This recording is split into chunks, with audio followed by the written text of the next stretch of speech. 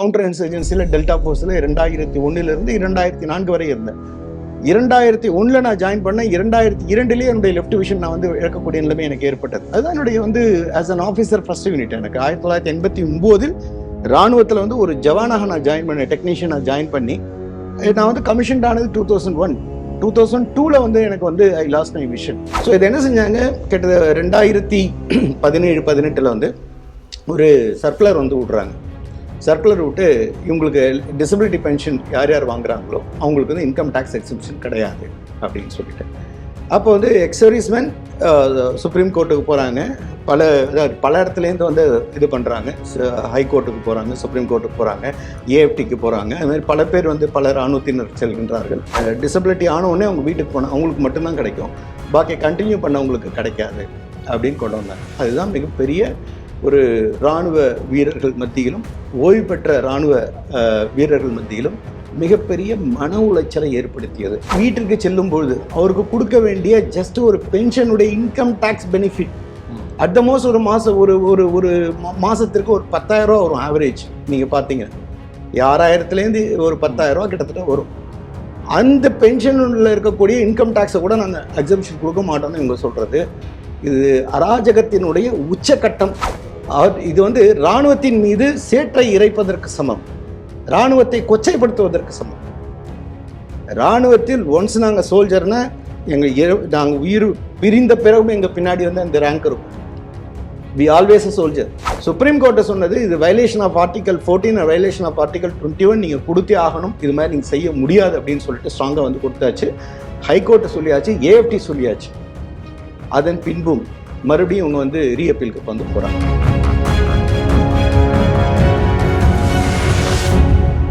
ஸ்ரீடிவி நேயர்களுக்கு வணக்கம். சிறப்பு பார்வை நிகழ்ச்சியில் மீண்டும் சந்திப்பதில் மகிழ்ச்சி. தமிழகம் முழுவதும் நன்கு அறியப்பட்டவர், ஊடகங்களில் தொடர்ந்தாக பேசி வருகிறார். சமீபத்தில் இவர் எழுதினிய ஒரு ஆர்டிக்கல் பிளாகில் எழுதினதாக இருக்கட்டும், தொடர்ந்து ட்விட்டரில் ஒரு விஷயத்தை ஹைலைட் பண்ணியிருக்கார். அதுதான் இன்று பேசுபொருளாக இருக்கிறது. இன்று நம்மளுடைய ஸ்டூடியோவில் கர்னல் தியாகராஜன் அவர்கள் வந்திருக்கிறார். வணக்கம். வணக்கம் சார். நான் முன்னுரையில் சொன்னது மாதிரி உங்களுடைய ட்விட்டர் வந்து ரொம்ப கொதிச்சிட்டு இருக்கு. தொடர்ந்து இந்த பாஜகவை, குறிப்பாக நரேந்திர மோடியை பல நடவடிக்கையை பாராட்டி பேசியும் எழுதியும் ஊடகங்கள்லாம் தொடர்ந்து பேசிகிட்டு இருக்கீங்க. ஆனால் இப்போ நீங்கள் வந்து ஒரு ரெட் ஃப்ளாகை தூக்கிட்டு நிற்கிறீங்க. என்னென்னா, சமீபத்திய இந்த பட்ஜெட் 2026 அது தாக்கலானது. அதில் வந்து டிசேபிள்டு பென்ஷன் அதில் மிகப்பெரிய அநீதி இழைக்கப்பட்டு இருக்கிறதாக நீங்கள் சொல்லியிருக்கீங்க. எதிர்க்கட்சிகளும், இப்போ நீங்கள் எழுதுறீங்க, எதிர்க்கட்சிகளும் இந்த கேள்வியை எடுத்து வைக்கிறாங்க. இதோட பேக்ரவுண்டு என்ன? எங்களுக்கு அதை பற்றி ஒன்றுமே புரியல. ஏன்னா டிஃபென்ஸ், இது டிசேபிள் பென்ஷன்னா என்ன, இதை எப்படி கேட்டகரைஸ் பண்ணுறாங்க, எதுக்கு திடீர்னு இந்த கவர்மெண்ட் அதை எக்ஸம்ஷன்லேருந்து எடுக்கிறாங்க, ஒன்றும் புரியல. நம்ம நேயர்களுக்கு விளக்கமாக சொல்லுங்கள். உங்களுடைய நேயர்களுக்கு என்னுடைய மனமார்ந்த நன்றியை வந்து தெரிவிச்சுக்கிறேன். இந்த ஒரு நல்ல ஒரு விஷயத்தை நீங்கள் வந்து உங்கள் நேயர்கள்ட்ட எடுத்து போகிறதுக்கு ஸ்ரீடிவிக்கு என்னுடைய வாழ்த்துக்களும் நன்றிகளும். இராணுவம் அப்படின்னு சொன்னாலே ஒரு சர்டனிட்டி கிடையாது, எந்த நேரத்தில் என்ன வேணாலும் நடக்கலாம். ஒரு இராணுவ வீரன் அப்படின்னு நீங்கள் எடுத்துட்டிங்கன்னா ஒரு தாய், தந்தை, உற்றார், உறவினர், சொந்தம், ஊர் எல்லாவற்றையும் விட்டுட்டு நாட்டை காக்க வேண்டும் அப்படிங்கிற ஒரே எண்ணத்துக்கு தான் போகிறான். அவனுக்கு கிடைக்கிற ஒரு இராணுவ வீரருக்கு கிடைக்கிற ஒரு 50,000 சம்பளமோ 60,000 சம்பளமோ இங்கே ஈஸியாக சம்பாதிச்சுட்டு போயிடலாம். எல்லாரும் இராணுவத்திற்கு வந்து ஒர்க் பண்ணுறது கிடையாது. அதற்காக பிறந்தவர்கள், அந்த எண்ணத்தில் இருப்பவர்கள் தான் இராணுவத்துக்கு வந்து போக முடியும். மிக கடினமான ஒரு பயிற்சி. அந்த பயிற்சி முடிச்சுட்டு இராணுவத்தில் எல்லையில் போய் வேலை செய்கிறாங்க. எல்லையில் போய் வேலை செய்யும் பொழுது இப்போ நீங்கள் எடுத்துக்கிட்டிங்கன்னா, இந்தியா வந்து பல தரப்பட்ட ஒரு தட்ப வெப்பநிலை கொண்ட ஒரு நாடு. எல்லா நாடுக்கும் அது மாதிரி அமையாது. நமக்கு வந்து காடு சார்ந்த பகுதி, மலை சார்ந்த பகுதி, அது மாதிரி நம்ம பார்த்தோன்னே இந்த கடல் சார்ந்த பகுதி எல்லாமே நம்மக்கிட்ட வந்து இருக்குது. இப்போ நீங்கள் மலை சார்ந்த பகுதி நம்ம பார்த்தோன்னா, நம்ம if it can take that northern செக்டரை நம்ம போகிறோம் அப்படின்னா, இப்போ சியாச்சன் கிளேசியர் இல்லை அதுக்கு நடுப்புற இடத்துலலாம் நீங்கள் பார்த்தீங்கன்னா கிட்டத்தட்ட ஒரு -40 டிகிரி, -30 டிகிரி, -20 டிகிரி, ரொம்ப கீழே வந்தால் கூட நீங்கள் -10 டிகிரி, -5 டிகிரிலாம் சாதாரணம். பனி உறைவு அப்படிங்கிறது சாதாரணம். பனி பொழிவில் அவங்க வந்து வேலை பார்த்துட்டு இருப்பாங்க. பனிமாட்டம் 20 அடி வந்து உயர்ந்திருக்கும். அந்த பனிக்கட்டிகள், அந்த பனி பெஞ்சு அது கட்டியாக மாறி அது வந்து ஒரு 10 அடி, 15 அடி, 20 அடி மண் லெவல்லேருந்து, சாயில் லெவல்லேருந்து போயிருக்கும். அந்த இடத்துலையும் இருந்து நாட்டை வந்து பாதுகாத்துட்டு இருக்காங்க எல்லையில். அப்படி இருக்கும் பொழுது அவர்களுக்கு பல உபாதைகள் வந்து உடலில் வந்து ஏற்படும். அது வந்து கண் போகிறதா இருக்கட்டும், இல்லை வந்து ஃப்ரோஸ் பைட் ஆகி கால் வந்து இழக்கிறதாக இருக்கட்டும். இது மாதிரி வந்து தட்பவெப்ப நிலைகளால் ஒரு பாதிப்பு உடலுக்கு ஏற்படுவது அப்படிங்கிறது ஒரு பகுதி. 2வது பகுதி அப்படின்னு கேட்டிங்கன்னா கவுண்டர் இன்சர்ஜென்சி. இப்போ தீவிரவாதிகளோடு வந்து சண்டையிடும் பொழுது அதில் வந்து கை இழப்பது, கால் இழப்பது, இல்லை வந்து ஸ்பைன் வந்து அடிபட்டு போயிடுறது, இல்லை ஏதாவது ஒரு இப்போ கண் இழப்பது. இப்போ நான் வந்து கவுண்டர் இன்சர்ஜென்சியில் டெல்டா ஃபோர்ஸில் 2001 2004 வரை இருந்தேன். 2001 நான் ஜாயின் பண்ணேன். 2002 என்னுடைய லெஃப்ட் விஷன் நான் வந்து இழக்கக்கூடிய நிலைமை எனக்கு ஏற்பட்டது. அதுதான் என்னுடைய வந்து as an officer first unit. எனக்கு 1989 ராணுவத்தில் வந்து ஒரு ஜவானாக நான் ஜாயின் பண்ணேன், டெக்னீஷியனாக ஜாயின் பண்ணி நான் வந்து கமிஷன்ட் ஆனது 2001. 2002 வந்து எனக்கு வந்து ஐ லாஸ்ட் மை விஷன். ஸோ எந்த நேரத்தில் அவர்களுக்கு என்ன வந்து உடல் உபாதைகள் எப்படி வரும் அப்படின்னு சொல்ல முடியாது. என்னுடைய ஒரு எக்ஸாம்பிள் சொல்லணும் அப்படின்னா, சுப்பு அப்படின்னு, கேப்டன் சுப்பு என்னோட வந்து ரொம்ப டியரஸ்ட் ஃப்ரெண்டு. அவர் ஒன்றா நாங்கள் வந்து ட்ரைனிங் பண்ணோம். He lost is both the leg. ஐஇடியில் வந்து பிளாஸ்ட் ஆச்சு, கால் வச்சிருக்காரு, பிளாஸ்ட் பண்ணிட்டாங்க. He lost is both the leg. அவருக்கு அவர் குழப்போன்னே அவர் யாரும் நினைக்கல. டாக்டர்கிட்ட கொண்டு வந்துட்டாங்க, ஏர்லிஃப்ட் பண்ணி ஹெலிகாப்டரில் கொண்டு வந்துட்டாங்க உதம்பூருக்கு. டாக்டர் செக் பண்ணியிருக்காரு, பல்சஸ்லாம் ரொம்ப போகிற நிலைமையில இருந்து, இருந்தாலும் ட்ரை பண்ணி பார்க்கலான்னு பிளட்டு கட்டு கொடுத்து ட்ரை பண்ணி இவர் வந்து உயிர் வந்துருச்சு.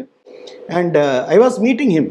எனக்கு இடத்து கண்ணு போயிடுச்சு. டாக்டர் சொல்கிறாரு, உங்களுக்கு வலது கண்ணும் போகிறதுக்கு வாய்ப்பு இருக்குது அப்படின்னு ஒரு வார்த்தை வந்து சொல்லிட்டாரு. அது நம்ம அதாவது வாழ்க்கையே இருண்டு போகிற மாதிரி ஒரு நிலைக்கு நான் வந்து போயிருந்தேன். உங்களுக்கு பிகாஸ் ஆஃப் அந்த கவுண்டர் இன்சர்ஜென்சி அதுல நடந்ததா இல்ல? கவுண்டர் இன்சர்ஜென்சியில் நடந்தது எனக்கு. அந்த சமயத்தில் வந்து சின்ன குழந்தைகள், இந்த ஃபேமிலி அப்போ தான் மேரேஜ் ஆகிருக்கேன். எனக்கு சின்ன பையன், ஒரு குழந்தை எனக்கு பிறந்திருக்கான். அந்த சமயத்தில் கண்ணு போயிடுச்சுன்னு என்ன பண்ணுறது, வாழ்க்கையை இருண்டு போன மாதிரி ஒரு எண்ணங்கள் தோண்டிட்டு இருந்தது.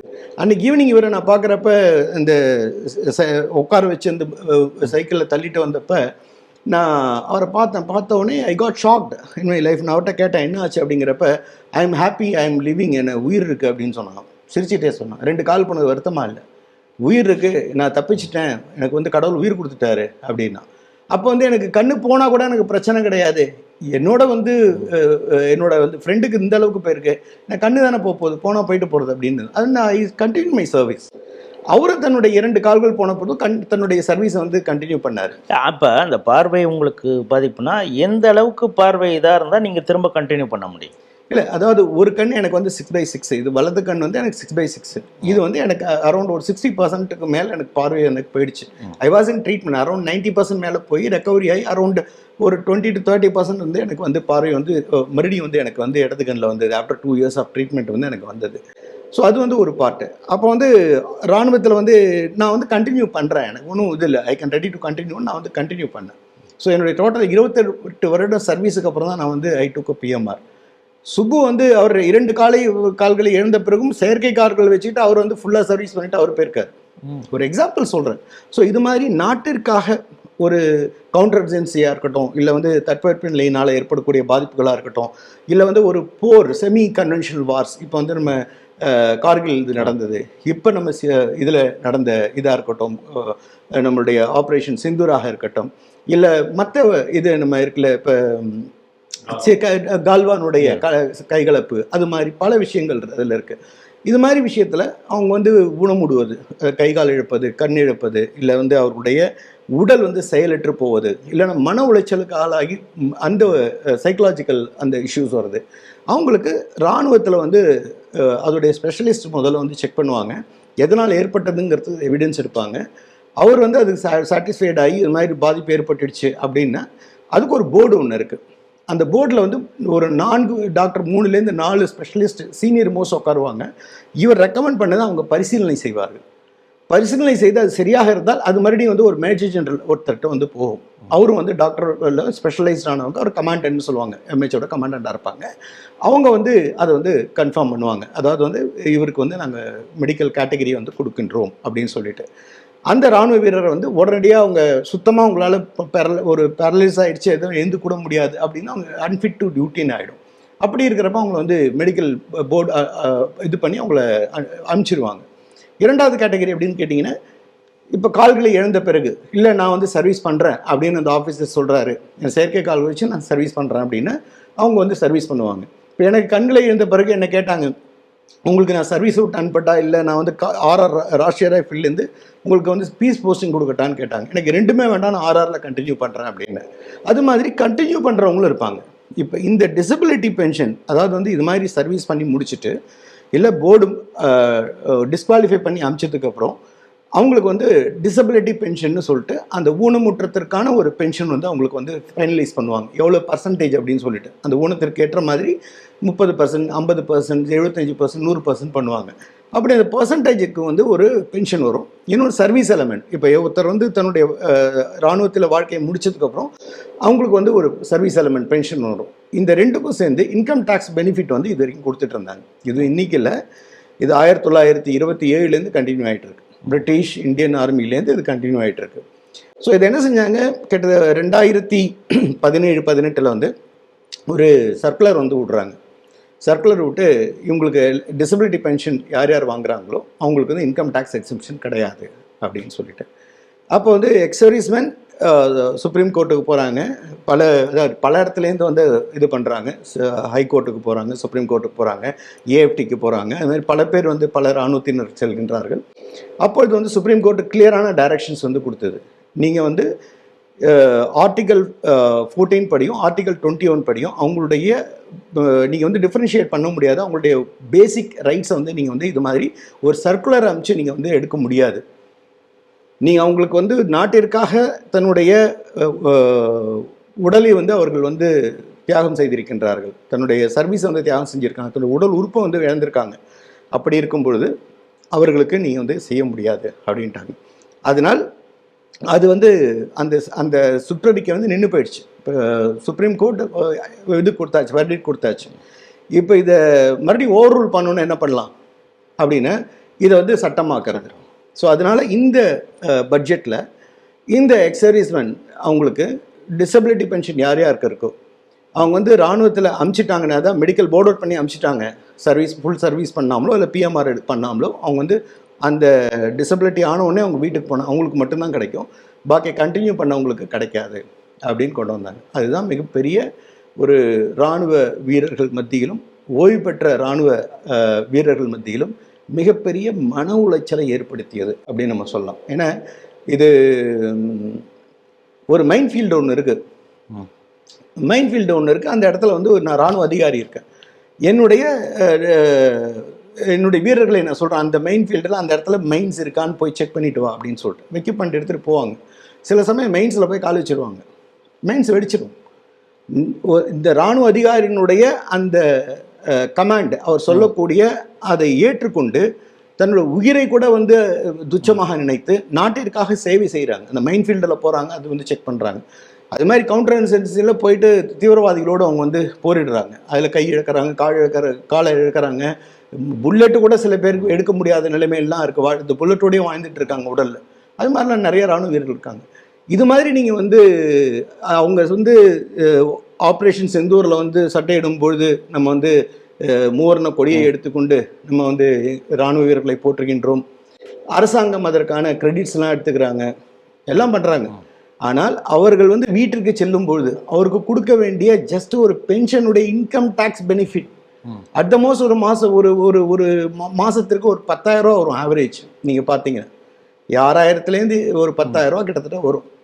அந்த பென்ஷனில் இருக்கக்கூடிய இன்கம் டேக்ஸை கூட நாங்கள் எக்ஸம்ஷன் கொடுக்க மாட்டோம்னு இவங்க சொல்கிறது, இது அராஜகத்தினுடைய உச்சக்கட்டம் அப்படின்னு வந்து எல்லோரும் கருதுகின்றார்கள். அதில் நானும் ஒருத்தன், அதே தான் நானும் கருதுகிறேன். இப்போ இந்த அரசு தரப்புலேருந்து சொல்கிறது என்னென்னா, இப்போ இந்த பெனிஃபிட் நாங்கள் வந்து இராணுவம் அப்படிங்கிறதுனால நாங்கள் கொடுத்தோம், ஆனால் இதை வந்து பல பேர் வந்து மிஸ்யூஸ் பண்ணியிருக்காங்க அப்படிங்கிற ஒரு விஷயத்தை சொல்லும் பொழுது, ஒரு மிஸ்யூஸ் நடந்தால் ஒன்று அதை சரி பண்ணணும், அதுக்காக இதை நிறுத்தணும் அப்படிங்கிறது அவங்க போனது எந்த வகையில் இதை நீங்கள் பார்க்குறீங்க? அதாவது மிஸ்யூஸ் பண்ணியிருக்காங்க அப்படின்னு சொல்கிறது மிகப்பெரிய வந்து இராணுவத்தின் மீது வைக்கின்ற பழி அப்படின்னு நான் வந்து பார்க்குறேன்.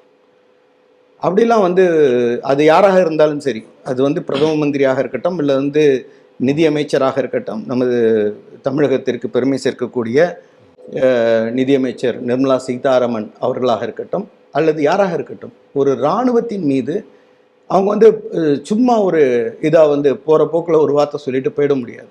ஜென்ரல் வேது மலிக் அதை தான் கேட்குறாரு, show me the evidence. Show me the evidence. இப்போ இது மாதிரி அவர்கள் வந்து மீடியாவிலோ இல்லது வந்து நிச்சயமாக பாராளுமன்றத்திலோ அவர்கள் இந்த மாதிரி கோட் பண்ணி பேசினால் நானே பப்ளிக் இன்ட்ரெஸ்ட் லிட்டிகேஷன் நான் கேஸ் வந்து சுப்ரீம் கோர்ட்டில் நான் போடுவேன். இது வந்து இராணுவத்தின் மீது சேற்றை இறைப்பதற்கு சமம், இராணுவத்தை கொச்சைப்படுத்துவதற்கு சமம். இராணுவத்தில் ஒன்ஸ் நாங்கள் சோல்ஜர்னா நாங்கள் உயிர் பிரிந்த பிறகும் எங்கள் பின்னாடி வந்து அந்த ரேங்க் இருக்கும். We always a soldier, we always for the nation and always for the people. Always for the nation always for the பீப்புளாக இருக்கக்கூடிய இராணுவ வீரர்கள் மீது கொச்சைப்படுத்துகின்ற சேற்றை இறைக்கின்ற இது போன்ற செயல்கள் யாரு ஈடுபட்டாலும் அது யாராக இருந்தாலும் அரசியலை நான் இந்த அரசியலை சார்ந்தவனும் கிடையாது. நிறைய பேர் நினைப்பாங்க இந்த அரசியலை சார்ந்தவன் அந்த அரசியல் கட்சி, இந்த அரசியல் கட்சியை சார்ந்தவன் கிடையாது. எனக்கு எனது நாடு, என்னுடைய நாடு மக்கள், நாட்டினுடைய முன்னேற்றம், இது 3 தான் தேவை. அதற்காக எங்கு தவறு நடந்தாலும் நிச்சயமாக அதை நான் வந்து கேள்வி கேட்பேன். அதில் எனக்கு எந்த விதமான மாற்று கருத்தும் கிடையாது. அதுபோன்று இராணுவம் வந்து ஒரு சின்ன ஒரு தவறு நடந்தாலும் மிக சீக்கிரமாக ஒரு கோர்ட் ஆஃப் என்கொயரி வச்சு 1 மாதம் 1.5 மாதத்துக்குள்ளே அதை கண்டுபிடிச்சு தண்டனையை உடனடியாக கொடுக்கக்கூடிய ஒரு ஃபாஸ்ட் ட்ராக்கான ஒரு நீதிமன்றம் இந்திய இராணுவம். அதில் அணு அளவும் கூட முன்ன பின்ன போக மாட்டாங்க. அப்படி இருக்கும் பொழுது அங்கு தவறு நடந்திருந்தால் நீங்கள் சொல்லுங்கள், யார் தவறு செய்தார்கள், அவங்க பேர் சொல்லுங்கள், அவங்களுடைய வந்து அவங்களுக்கு என்ன ஆக்ஷன் எடுத்தேன்னு சொல்லுங்கள், அவங்கள கோர்ட் மார்ஷல் பண்ணீங்களா, என்ன பண்ணீங்கன்னு சொல்லுங்கள். இப்போ யாரோ ஒருத்தவங்க செஞ்சுருக்காங்கன்னு வந்து ஒருத்தர் சொல்லிட்டு ஒரு இராணுவத்தில் பணியாற்றி தன்னுடைய கால்களை இழந்து கைகளை இழந்து கண்களை இழந்து போரில் நாட்டிற்காக போராடிய, நாட்டிற்காக தன்னுடைய உயிர் தியாகம் செய்த அந்த வீரர்களை நீங்கள் வந்து கொச்சைப்படுத்துவதாக ஆகின்றது. இதை விட வந்து ஒரு மட்டமான செயல் வேறு எங்கும் இருக்காதுன்னு நினைக்கிறேன்.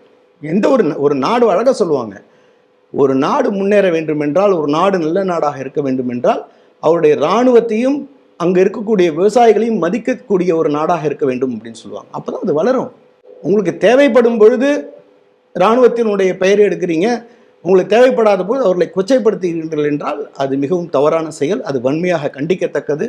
அது யாரும் இந்திய நாட்டினுடைய எந்த ஒரு பிரஜையும் அதை ஏற்றுக்கொள்ள மாட்டார்கள். ஆப்ரேஷன் சிந்தூரில் மிகப்பெரிய வெற்றி நமக்கு கிடைத்தது. 3 ஃபோர்ஸையும் எல்லாரும் கொண்டாடினார்கள்ங்கிறத பார்க்குறோம். அதன் மூலமாக நம்மளுடைய பலமும் உலக நாடுகளுக்கு நம்ம பண்ணோம். ஆனால் சைமல்டேனியஸாக இப்போ நடந்த பட்ஜெட் செஷனில் எப்படிங்கிறப்ப அது ஒரு இன்ஜஸ்டிஸ் நடந்ததாக நீங்கள் அதுங்க இது வந்து ஒரு சூசைடல் அப்படிங்கிறது மாதிரி நீங்கள் பிஜேபிக்கு நினைக்கிறீங்களா? நிச்சயமாக அவங்க தன்னுடைய வந்து யானை தன் தலையில் மண்ணை வாரி போட்டு கொண்டதற்கு சமம் அப்படின்னு வந்து சொல்லலாம்.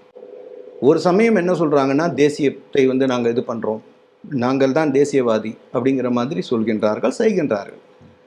இந்திய இராணுவத்தை வந்து போற்றுபவர்களாக இருக்கின்றார்கள். இப்போ நம்ம பார்த்தீங்கன்னா பிரதமர் வந்து திரு மதிப்பிற்குரிய மோடி அவர்கள் வந்து தீபாவளியை வந்து எப்பொழுதுமே இராணுவ வீரர்களோடு சென்று கொண்டாடுகின்றார். அதே போன்று இராணுவ வீரர்களுக்கும் மதிப்பு கொடுக்கின்றார். ஒரு ஆப்ரேஷன் வர்றப்ப நீங்கள் என்ன தோணுகின்றதோ அதை செய்யுங்கள் அப்படின்னு சொல்லிட்டு அவங்களுக்கு வந்து பவர் வந்து கொடுக்குறாரு. அதெல்லாம் பாராட்டக்கூடியது. எந்த ஒரு பிரதமரும் செய்யாத ஒரு விஷயத்தை இவர் செய்கிறார். நம்ம நல்லதையும் நம்ம பார்க்கணும். ஆனால் இந்த எப்போ அவர்களுக்கு வந்து அவங்களுக்கு வந்து நான் வந்து மதிப்பு கொடுப்பேன், தீபாவளியோடு கொண்டாடுவேன், வந்து போர் வரும்போது நீங்கள் உங்கள் ஃப்ரீ ஹேண்ட் நீங்கள் எப்படி அது போரிடணும்னு விருப்பப்படுறீங்களோ அதை நீங்கள் மாதிரி செய்யுங்கன்னு அந்த ஃப்ரீ ஹேண்ட்ஸ் வந்து கொடுப்பேன். ஆனால் அவர்களுக்கு திருப்பி நாம் செய்யக்கூடிய நிலை வரும்பொழுது நாங்கள் கையை விரித்து விடுவோம். கோர்ட்டு சொன்னாலும் மறுபடியும் ரீஅப்பீல் பண்ணுவோம், ஆனால் செய்ய மாட்டோம். எதுக்காக அந்த வார்த்தையை சொல்கிறேன்னா, நான் பெரிய கிரிட்டிசிசம் வைக்கிறேன்னு நினைப்பீங்க, உண்மையை சொல்கிறேன். ஓஆர்ஓபின்னு ஒன்று இருந்தது. நாங்கள் வந்தால் ஓஆர்ஓபி இம்ப்ளிமெண்ட் பண்ணுவோம். 1973 வஞ்சிக்கப்பட்டது இந்திய இராணுவம். அதிலிருந்து நாங்கள் வந்தால் நிச்சயமாக செய்வோம் அப்படின்னு வந்து சொன்னார். பாராட்டத்தக்கது. அதே மாதிரி உடனடியாக அடுத்த 4 ஆண்டுகள் 5 ஆண்டுகள் செய்யவில்லை என்றாலும் அடுத்த இதில் வந்து உடனடியாக செஞ்சாங்க. ஆனால் அதை வந்து முழுமையாக நிறைவேற்றவில்லை, கம்ப்ளீட்டாக வந்து பண்ணலை. உலகத்திலேயே உங்களுக்கு நான் சொல்கிறேன், உலகத்திலேயே இதுவரை எந்த இராணுவ வீரரும் மோர் தென் 10 இயர்ஸாக எவ்ரிடே போய் ப்ரொட்டஸ்டில் நின்றது உலக வரலாற்றில் எங்கேயுமே கிடையாது. இந்தியாவில் நீங்கள் பார்த்தீங்கன்னா டெல்லியில் இன்றைக்கும் இராணுவ வீரர்கள் எவ்ரிடே போயிட்டு அந்த ப்ரொட்டஸ்ட் ஓஆர்ஓபிக்காக இன்னும் செய்து கொண்டிருக்கின்றார்கள். ஓஆர்ஓபி வந்து ப்ரிமெச்சூர் ரிட்டையர்மெண்ட் சொல்லுவோம், பிஎம்ஆர் அப்படின்னு சொல்லுவோம், வாலண்டரி ரிட்டையர்மெண்ட் மாதிரி. 20 வருடம் தாண்டி எப்போ வேணாலும் நீங்கள் வாலண்டரி ரிட்டையர்மெண்ட்டு ஒருத்தர் எடுத்துகிட்டு போகலாம். அவருக்கு ப்ரமோஷன் கிடையாது. எல்லாருமே வந்து லெஃப்டினன்ட் ஜெனரல் ஆக முடியாது. இப்போ ஐபிஎஸ்ல பார்த்தீங்கன்னா உங்களுக்கு வந்து இப்படி பேரலாக போகும் உங்களுக்கு. இங்கே வந்து பிரமிடு மேலே ஒத்தர் தான் ஆக முடியும். போக போக வந்து நம்பர் ஆஃப் ப்ரமோஷன்ஸ் வந்து கம்மி. அதனால இராணுவத்திற்கு வந்து நீங்கள் ஆஃப்டர் 20 இயர்ஸ் ஆஃபீஸர்ஸ் வந்து ப்ரொமோச்சர் எடுத்துகிட்டு போகலான்னு இருக்குது. அவங்களுக்கு பென்ஷனோடு அனுப்பிச்சி விட்ருவாங்க. ஏன்னா டீமரலைஸ் ஆகி அவங்களுக்கு ப்ரமோஷன் இல்லாமல் அவங்க வந்து இருக்கக்கூடாது அப்படின்ட்டு. ஏன்னா every one is calibre person. ஆனால் ஒரு வேகன்சி தான் இருக்குது. 10 பேர் பெஸ்ட் கேலிபர்னா 10 பேரில் ஒருத்தர் தான் எடுக்க முடியும். ஸோ அதனால் அந்த ஒரு ஆப்ஷன் வந்து வச்சுருக்காங்க. அந்த பிஎம்ஆர் போனவங்களுக்கு நாங்கள் வந்து ஓஆர்ஓபி கொடுக்க மாட்டோம் அப்படின்னாங்க.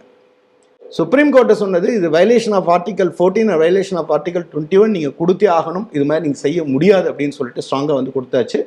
ஹைகோர்ட்டை சொல்லியாச்சு, ஏஎஃப்டி சொல்லியாச்சு. அதன் பின்பும் மறுபடியும் இவங்க வந்து ரீஅப்பீலுக்கு வந்து போகிறாங்க.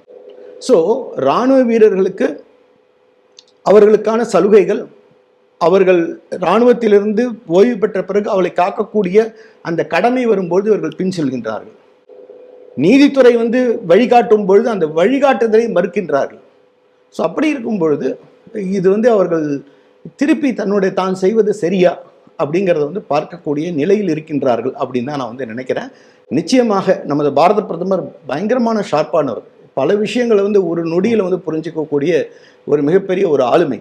அப்படிப்பட்ட ஆளுமை ஏன் இதை வந்து இது வரைக்கும் புரிஞ்சிக்கல, ஏன் இதை வந்து செய்யலை அப்படின்னு. அதை விட மிகவும் ஆச்சரியமான ஒரு விஷயம், இதுவரை பாரத பிரதமர் அந்த இராணுவ வீரர்கள் வந்து ஸ்ட்ரைக் பண்ணிக்கிட்டு இருக்காங்களே ஜந்தர் மந்தரில், ஒரு வாட்டி கூட அவங்களோட போய் ஒரு தோளோடு தோல் கை தூக்கிட்டு நான் இருக்கேன், இந்தியாவே உங்கள் பின்னாடி இருக்கு, உங்களுக்கு என்ன குறை அப்படின்னு ஒரு வார்த்தை கேட்க. அவரும் ஒரு தலைமை தானே, இந்தியாவினுடைய ஒரு இராணுவத்தினுடைய ஒரு எல்லோரும் சேர்ந்து அங்கே வந்து பல வருடங்களாக more than 10 வருஷத்துக்கு மேலே அங்கே வந்து ஜந்தர் மந்தரில் வந்து அவங்க தன்னுடைய போராட்டத்தில் இருக்கும் பொழுது ஒரு பிரைம் மினிஸ்டர் போய் பேசலாம்ல. இன்று வரை அவர் செல்லவில்லை. அவருக்கு டைம் கிடைக்கல போல இருக்கு, நிறைய பிஸி பர்சன். ஆனால் வேற ஒரு நாடாக இருந்திருந்தால், அது வந்து நிச்சயமாக பிரிட்டனாக இருக்கட்டும் இல்லை அமெரிக்காவாக இருக்கட்டும், வளர்ந்த நாடுகள்னு சொல்லும் பொழுது நிச்சயமாக அங்கே இருக்கக்கூடிய பிரதமர் நிச்சயமாக மீட் பண்ணியிருப்பார். ஏன்னா அங்கே அவர்களுக்கு வெட்டரன்ஸுக்கு மிகப்பெரிய மதிப்பு அவர்கள் வந்து கொடுப்பாங்க. வெட்டரன்ஸ் டேன்னு வந்து கொண்டாடுவாங்க, அவர்களை போற்றுவார்கள், புகழ்வார்கள். அது வந்து இங்கே மிஸ் ஆகுது அப்படிங்கிறது. நம்ம ஒன்லி அவர்களை எப்போது போற்று புகழ்கின்றோம் என்றால் எப்பொழுது போர் நிலை வருகின்றதோ, எப்பொழுது நமக்கு வந்து பக்குன்னு அடிக்குதோ அப்போ அவர்கள் வந்து உயிர் கொடுக்கும்பொழுது நம்ம வந்து பண்ணுறாங்க. அதுக்கப்புறம் வந்து மறந்துடுறாங்க. மக்கள் இல்லை, கட்சிகளை பற்றி அரசியலை பற்றி பேசுகிறாங்க. மக்கள் எப்பொழுதுமே அவர்கள் வந்து நேர்மையானவர்கள். மக்கள் வந்து நாட்டினுடைய வீரர்களுக்காக எதையும் செய்வதற்கு தயாராக இருப்பவர்கள். எஸ்பெஷலி சொல்லணும், தமிழகம் வந்து மிகப்பெரிய ஒரு விஷயம். நீங்கள் 1971 வாராக இருக்கட்டும், 62 இருக்கட்டும், எப்போ நீங்கள் பார்த்தாலும் அவர்களுடைய மக்களுடைய வந்து பங்களிப்பு என்பது மிகப்பெரிய விஷயம். அது ஐஎன்ஏலையும் அந்த மாதிரி மிகப்பெரிய வந்து பங்களிப்பு வந்து கொடுத்துருக்காங்க. ஸோ மக்களை நான் கூறவில்லை, அரசியல் அமைப்புகளை பற்றி கூறுகின்றேன். மிக முக்கியமான விஷயங்களை நம்ம இங்கே பேசியிருக்கோம். நம்ம ஸ்ரீ டிவியை பார்க்குற நேயர்களுக்கு தெரியும், நேஷன் ஃபர்ஸ்ட் அப்படிங்கிற துணையில் தான் நம்ம தொடர்ந்து பேசி கொண்டு இருக்கிறோம். இது விமர்சனங்களையும் நாம் பல நேரங்களில் இந்த அரசு மீது வைத்திருக்கிறோம். அப்படிப்பட்ட ஒரு விமர்சனங்களை கர்னல் தியாகராஜன் வச்சிருக்கிறார். ஸ்ரீ டிவிக்கு ஒரு ராசி உண்டு. இங்கே நம்ம சில நேரங்களில் பேசுகிறது யாருக்கு கேட்குமோ அங்கே சில நேரங்களில் கேட்டு விடுகிறது. அதற்கு தகுந்த மாதிரி அவங்களும் ரியாக்ஷன் பண்ணுறாங்க.